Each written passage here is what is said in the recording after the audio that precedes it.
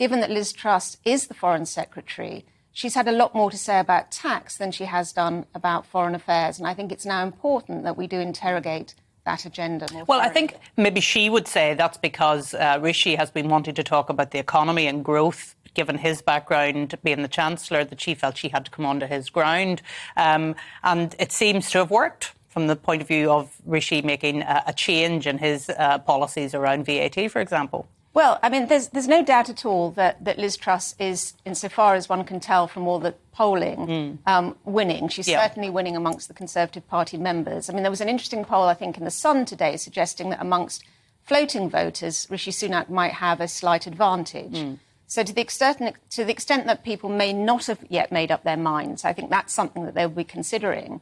I came into this whole leadership contest without a preferred candidate, very quickly alighted on Kemi Badenoch as, I think, being by far the strongest of the final five, as it were.